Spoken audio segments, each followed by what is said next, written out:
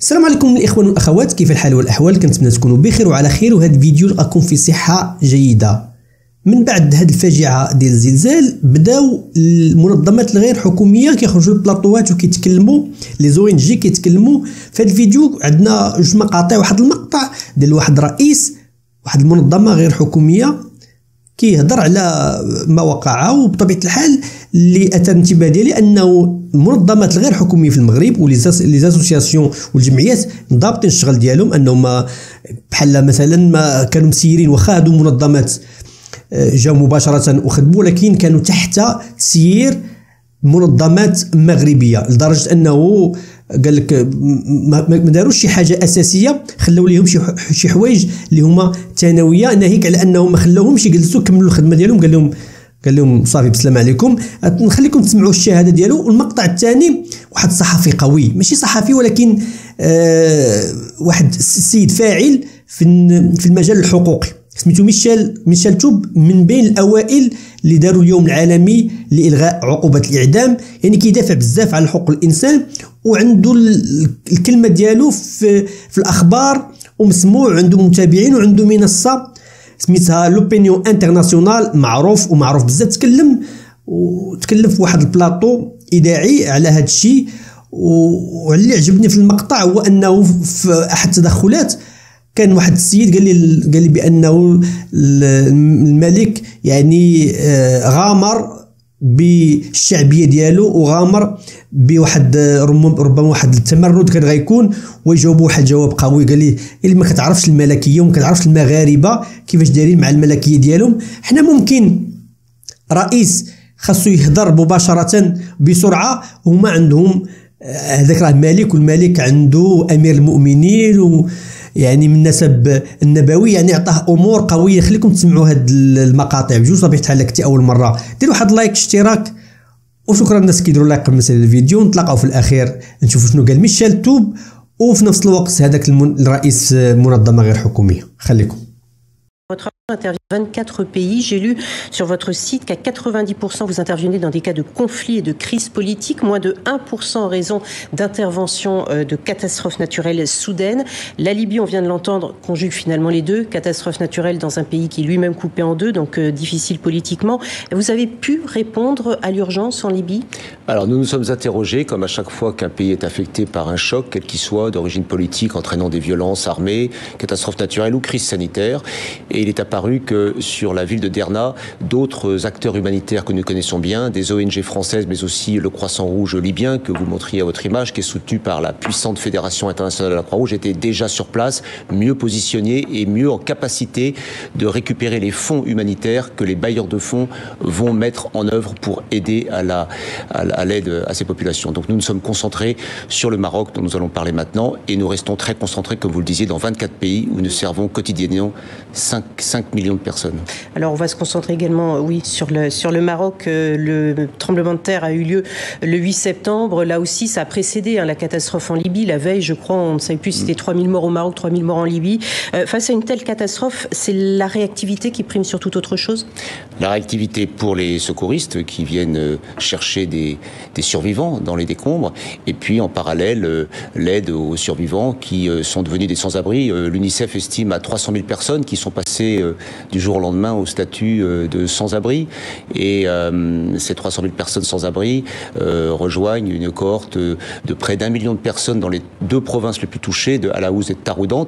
1 million de personnes qui sont victimes collatéralement, soit parce qu'elles ont perdu un proche, soit parce qu'elles ont perdu leur maison, leur voiture, leur commerce, mais aussi parce que l'école a été détruite, le centre de santé. Autant de défis immenses auxquels fait face maintenant l'État marocain avec l'aide de ses partenaires. Et alors, parmi ces partenaires, il y a donc votre ONG, Solidarité Internationale. Vous avez pu intervenir au Maroc. On a beaucoup parlé de ce feu vert qui tardait à arriver de la part du roi du Maroc pour que puisse intervenir justement l'aide internationale. L'Espagne a été en tête après l'Arabie Saoudite. La France, par exemple, attend toujours. Comment vous avez fait pour aider sur place? Alors, c'est l'avantage d'être une ONG.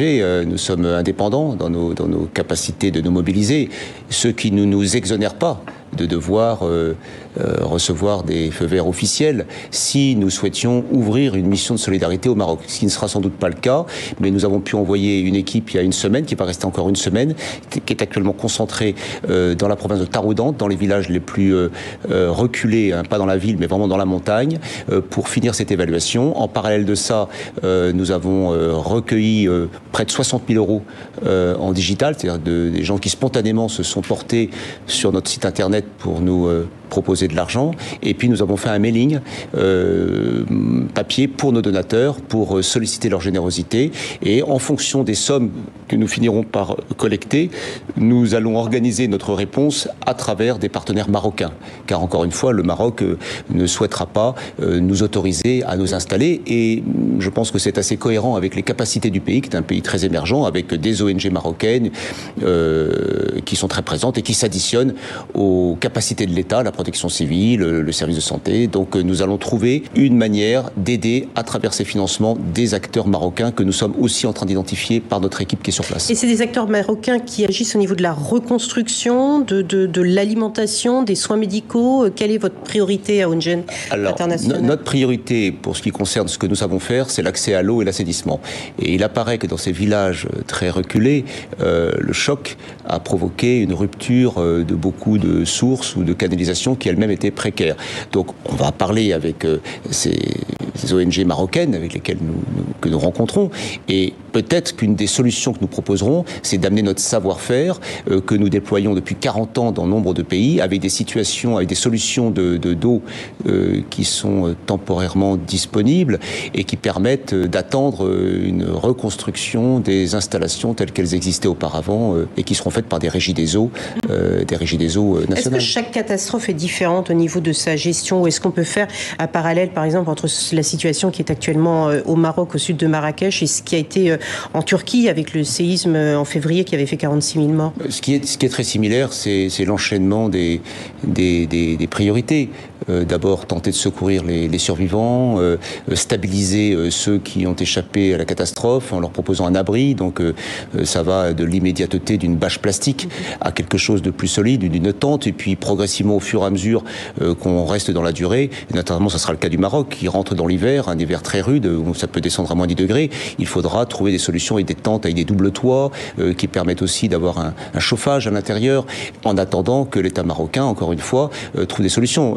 Une première estimation faite par l'État marocain fait état de 50 000 logements qui seront à reconstruire. Donc c'est un défi gigantesque. On le sait pour avoir été sur de nombreuses catastrophes dans le passé, le tremblement de terre en Haïti, le tsunami en Asie du Sud-Est. La reconstruction, c'est la priorité des populations, retrouver leur logement et puis ensuite par extension leur métier. Le Maroc annonce effectivement un budget de près de 11 milliards d'euros destiné à la reconstruction. L'information vient. Oui, et on estime qu'il pourrait avoir un recul de 8% de son produit intérieur brut en additionnant toutes les conséquences de ce drame. Et pourquoi le Maroc refuse l'aide de la France? Michel Taube, vous avez consacré un édito à ce sujet. Oui, effectivement, dans mon journal. En fait, si vous voulez, il y a un drame, il y a une tragédie, et comme Madame la députée le rappelait tout à l'heure, il faut être aux côtés de nos amis marocains, mais la réalité, c'est que entre les États, lorsqu'il y a une catastrophe naturelle, le fait de faire appel à l'aide internationale, c'est toujours une décision très politique. On se rappelle que lorsqu'il y avait eu en début d'année un séisme en Turquie, en Syrie, avec plus de 50 000 morts, à quelques semaines de l'élection présidentielle, Erdogan, il avait hésité à faire appel à l'aide internationale. Finalement, il l'avait fait, mais il a été très critiqué. Donc, c'est toujours un sujet très sensible. Et en fait, le Maroc, le roi du Maroc, qui aime beaucoup la France, qui est très francophile, qui est très évidemment était en France manifestement le jour du séisme, selon nos confrères du Parisien. Pourquoi pas, certainement, oui. Peut-être. Mais ce que je veux dire, c'est que le Maroc, manifestement, décide d'accepter l'aide internationale des pays qui lui sont politiquement les plus proches et qui lui ont montré, j'ai envie de dire, une forme de partenariat et de soutien sur les questions essentielles pour le Maroc. Et pourquoi a-t-il tout de suite permis à l'Espagne d'envoyer de l'aide et pas à la France? C'est pour une raison très simple. C'est qu'il y a 2 ans, l'Espagne a décidé de soutenir la position marocaine sur la question du Sahara, qui est la question majeure pour les Marocains. Et la France n'a pas fait le même pas. Israël l'a fait, les États-Unis l'ont fait, sous Donald Trump, mais Joe Biden n'est pas revenu dessus. Et la France ne l'a pas fait. Et donc, en fait, j'ai envie de dire, Mohamed VI fait un peu payer le prix politique de du fait que la France soit restée sur une position mi-chèvre, mi-raisin. Et premier élément. Et deuxième élément, quand même, il faut le dire, Emmanuel Macron, pour des raisons que je ne comprends pas, ça n'est pas dans l'intérêt de la France, a choisi à jouer la carte de l'Algérie de façon totalement excessive, alors qu'il aurait au moins pu avoir un équilibre entre le Maroc et l'Algérie. Il y a un conflit très fort entre l'Algérie. C'est pas l'amour fou non plus avec l'Algérie, quand même, en ce moment. Dire, Michel, je suis désolé, il y a des hauts et des bas, mais il s'est rendu, il a passé 3 jours en Algérie. Moi je pense qu'il a manifesté trop de proximité à l'Algérie. Et la dernière visite d'Emmanuel Macron au Maroc, c'est en 2019, c'est il y a 4 ans. En Algérie, c'était l'année dernière, 3 jours sur place. Rarement un chef d'État s'est déplacé 3 jours pleins dans un pays. Il n'avait pas été avant en Algérie, à part pour sa campagne en 2017. Non, mais je pense qu'il a fait preuve d'un manque d'équilibre, et c'est un peu tout ça qu'on paye aujourd'hui. Après, heureusement, les Français sont très présents en tant que société civile, mais au niveau des États, il y a malheureusement non pas un règlement de compte politique, mais une situation tendue. Que le Maroc a accepté pour le moment l'aide de l'Espagne, du Qatar, des Émirats Arabes Unis et du Royaume-Uni. Ça fait pas lourd parce que d'autres ont proposé. Fanta Berete, votre regard. Écoutez, il y a donc ces 4-là, et puis il y a surtout la 60aine de pays qui ont annoncé vouloir aider le Maroc. Et je pense que, moi, je comprends la ligne officielle aussi, qui est de dire, on cherche déjà les rescapés et les morts, et ça, il faut qu'on soit très bien coordonnés. Trop de monde sur place, c'est pas non plus ce qu'il faut. Et ensuite, il y a tout le reste, c'est-à-dire qu'au vu des images, je pense que le Maroc a aussi le droit de faire son audit et de dire de quoi il a besoin, et de revenir vers un certain nombre de pays, dont éventuellement la France. Il y a une forme d'urgence dans les premières heures. Il y a une forme d'urgence, et on a beaucoup entendu parler des 2 précédents tremblements de terre, et aussi du fait que sur certains des sites, tout le monde était arrivé en même temps, et qu'on avait du mal à réguler l'aide en fait sur place. Le Maroc fait le choix, peut-être aussi en commençant effectivement par ceux qu'il considère être ses alliés, mais la France elle sera présente dès que le monarque se sera exprimé, et en attendant, nos compatriotes font le nécessaire, encore une fois, pour relayer un certain nombre de cagnottes et l'aide matérielle, et je pense qu'il faut rester là-dedans. On n'a pas besoin de bruit, en fait. Moi, c'est ce que je regrette, le bruit autour de toutes ces affaires. Je pense qu'il y a un temps politique. Le roi donc est à même de prendre ses décisions, et je suis certaine que le moment venu, puisque un certain nombre d'élus l'ont mentionné, il va y avoir des travaux conséquents d'assainissement de l'eau, où on va avoir besoin d'ingénieurs en plus, etc. Et puis surtout, le Maroc n'est pas un pays où il n'y avait rien, c'est-à-dire qu'on a vu les images, c'est-à-dire que sur le matériel de sauvetage, sur un certain nombre aussi de pelleteuses, etc., ils ont leurs équipements, donc aussi c'est montrer qu'ils sont là, qu'ils sont en capacité d'interagir, d'envoyer leurs propres hommes sur place, et ensuite viendra le temps, je pense, de la prévision concernant les travaux à faire. En tout cas, Paris débloque 5 millions et la ministre des Affaires étrangères est sur votre ligne, à peine à ne pas créer de mauvaises polémiques. Ça vous choque, vous, Alex? Moi, franchement, je veux dire, ce qui me choque, en fait, c'est il y a des corps qui sont encore chauds, et qu'on est déjà en train de dire, mais pourquoi le Maroc n'a pas accepté l'aide de la France? La France a proposé son aide, comme d'autres alliés. On parlait d'Israël tout à l'heure, qui a signé les accords de paix, il doit même avoir une visite, je crois, historique du ministre des Affaires étrangères israélien au Maroc, a proposé son aide aussi. Israël, ça a été refusé. Bon, le temps des polémiques, il viendra après. Aujourd'hui, il faut qu'on puisse sauver le maximum de vies possibles. Non, mais justement, je pense que les gens pensent à sauver des vies et sont choqués par ces images. C'est pas pour polémiquer. Non, mais bien sûr. Je comprends qu'ils soient choqués par ces images, mais le Maroc est un État souverain. Enfin, je veux dire, il y a un moment donné, si le Maroc ne veut pas accepter l'aide de certains pays pour X ou Y raison, je suis pas là pour juger. Le Maroc fait ce qu'il veut. Je pense que ils ont assez de problèmes. Non, mais ils ont assez de problèmes sur place. Je pense que c'est assez compliqué pour eux aujourd'hui à gérer un séisme aussi fort avec autant de morts. Je pense que s'ils n'acceptent pas l'aide, c'est pas une question d'orgueil aujourd'hui. C'est juste une question, à mon avis. Mais je suis pas politique, je ne suis pas ministre des Affaires étrangères français, je ne suis pas roi du Maroc encore. Ce que je veux dire par là, c'est que pas encore. Non, mais non, c'est pas du tout un appel à la candidature. Ce que je veux dire par là, c'est que ils font ce qu'ils peuvent, comme ils le veulent. Ils s'organisent comme ils le veulent. Je pense que le problème aujourd'hui majeur, c'est l'eau. tout. Et puis, vous savez, il n'y a pas que le politique. Moi, quand je vois aujourd'hui les Français se mobiliser, hier sur TF1, les personnalités, les célébrités, Arthur, Jamel, toutes ces personnalités-là qui prennent le problème à bras-le-corps en disant il faut qu'on les aide et il faut qu'on se mobilise, bah, ça passe aussi par là l'aide de la France. Et félicitons-nous de ça plutôt que de dire bah ouais, il y a un problème politique, il y a une polémique et il y a des problèmes diplomatiques. On verra ça après, très honnêtement. En tout cas, c'est France 2 ce soir qui. Ah, Jacques, vous vouliez... Oui, allez-y. Non, je vous avais pas oublié, mon cher Jacques, mais comme il y avait d'autres thèmes, mais allez-y. Vous n'allez pas pouvoir m'oublier. Oh, bah ça, je sais bien.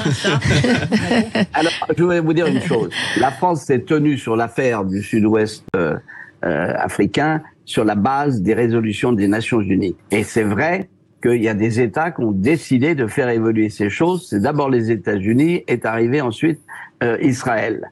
Mais c'est pas sans, je dirais, difficulté, parce qu'il y a toujours une rébellion armée dans le Sud-Ouest africain et contre le Maroc. Moi, je vais vous dire, les choses vont peut-être évoluer. Il y a un moment, peut-être qu'on va trancher.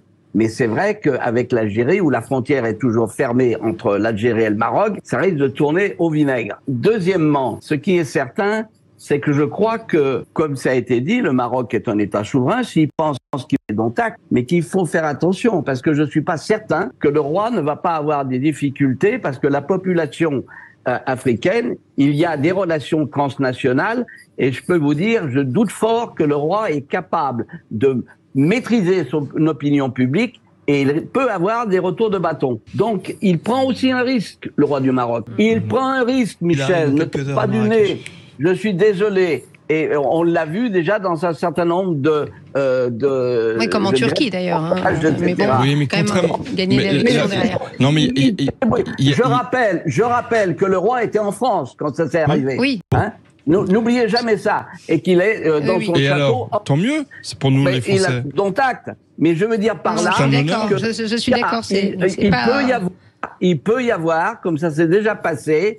Les Marocains lui reprocheraient d'avoir été en France, c'est ça? Donc, il faut laisser les choses se faire. Je me félicite qu'un certain nombre d'associations françaises et de Français se mobilisent pour aider les Marocains et très souvent des Franco-Marocains, que dans notre histoire, ils ont concouru, je dirais, à l'indépendance de la France et à ses forces armées. Et donc, en conséquence, moi, je pense qu'il faut aujourd'hui calmer le jeu, mais c'est pas sans risque pour les uns et les autres. Oui. Alors, moi, je voudrais quand même apporter une précision. Vous citez Erdogan, etc. Il y a une chose que beaucoup de Français ne comprennent pas, c'est que les Marocains, dans leur immense majorité, aiment leur roi.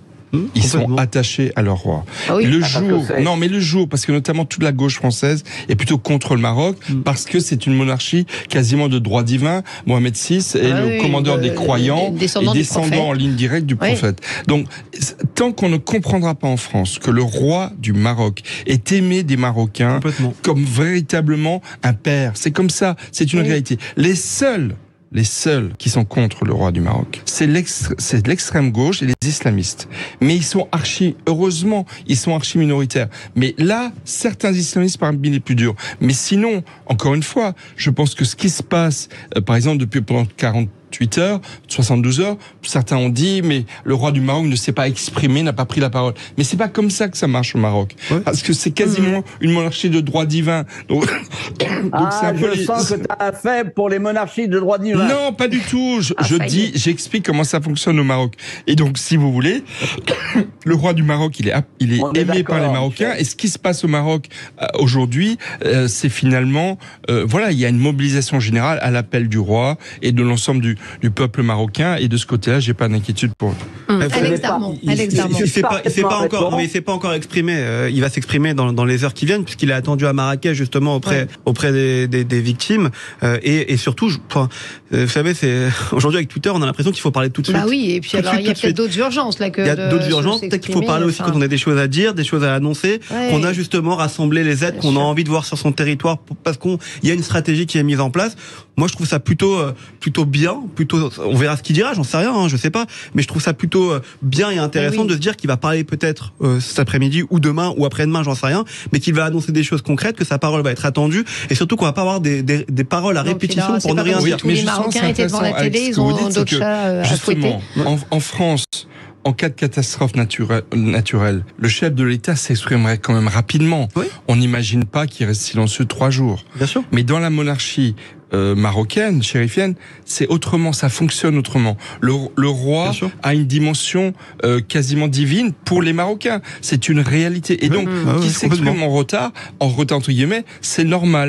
C'est-à-dire le fonctionnement est différent. Et ça ne doit pas être un motif de dénonciation de son attitude, qu'il aurait un manque de sympathie. Au contraire, que les Marocains ont autre chose à faire et à penser en ce moment. Non, ils se sentent, à mon avis, très soutenus. Moi, j'ai beaucoup d'amis marocains. Le roi a pris plein de dispositions dès le premier jour, communiqué royal, réunion du cabinet royal le lendemain, de très nombreuses mesures ont été prises. Les appels aux dons du sang, l'équipe de foot du Maroc que l'on a battu en demi-finale de la Coupe du Monde de foot a donné de leur sang, mais c'était à l'appel du roi, etc. كما شفتوا الاخوان يعني بالنسبه لهذاك المنظمه الغير حكوميه انهم عندهم هما الصلاحيه يعني عندهم التصريحات كيكونوا واخدين تصريحات انهم يدخلوا لاي فجعه اي حاجه وقعت ماشي بخلاف يعني الفرق اللي كتكون رسميه. هادشي اللي فهمت. وثاني حاجه بالنسبه للموضوع الثاني او الفيديو الثاني ميشيل توب لا الله ما يحيدوش هو ان لاحظت ان بزاف الفرنسيين ما عارفينش يعني ما عارفينش على المغرب بزاف. حنا عارفين عليهم بزاف وهم ما عارفين علينا والو. كتشوف كيهضروا بعض المرات بواحد الجهل كبير. كاين شي وحدين عارفين الموضوع وعارفين المغاربه وعارفين الثقافه ديالهم وعارفين النظام الملكي. وكاين اغلبيه ما عارفينش الا كان هناك اللي كيجي للمغرب يعني عنده اصدقاء. عطينا الراي ديالك في هادشي. واش كتعرف ميشيل توب كتعرفو او ما عمرك سمعتي به؟ شنو بالك في الراي ديال شنو بالك الراي ديال واحد النائبه كانت معاهم وكذلك هذاك الصقع هذاك الشيباني هذاك هو اللي ما قال لك حنا غنديروا الثوره. ما عليناش. هذا الراي ديالك راي مهم وخصوصا الناس كيكتبوا تعاليق في الصميم تعاليق في الموضوع كيكونوا تعاليق رائعين صراحه. في انتظار فيديوهات اخرى. الى اللقاء. تهلاو.